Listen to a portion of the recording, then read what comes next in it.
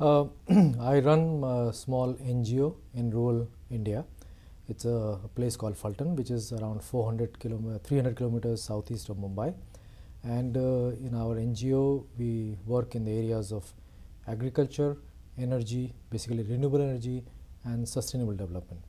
In agriculture, we are developing some hybrids and varieties for the farmers of the local area, which are drought resistant and both for food and energy. In fact, we are doing very pioneering work in development of sweet sorghum, which is a new crop which produces both the fuel and the food. And we are very happy to tell you that around 6,000 acres hopefully will come in Florida under our variety Madura. Great. So we are working on that.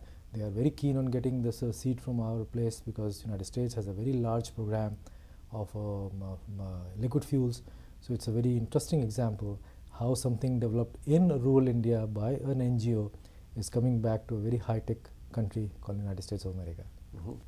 It's an interesting story. You know, this was started by my father-in-law, and I and my wife, we got our PhD in United States, both at UF, University of Florida, and then when we went back, then we are running this organization, and she's working on the agriculture aspect because she got her PhD in agronomy, and I in mechanical engineering, so we are working on the energy part of it.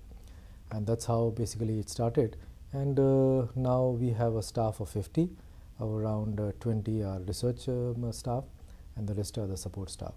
And it's a very interesting and very satisfying project that we are doing. My father-in-law started this organization in 1968. He had set up the first seed company, private seed company in India.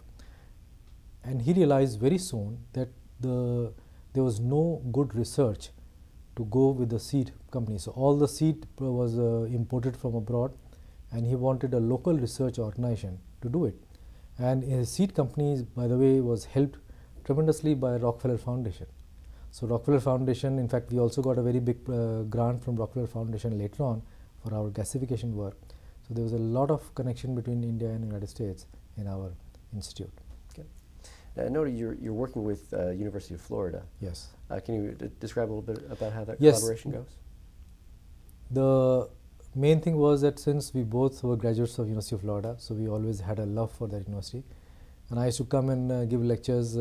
I still come and give lectures periodically. So then I thought that since we are looking at one of the very major focus in our institute is the use of very high technology for rural development.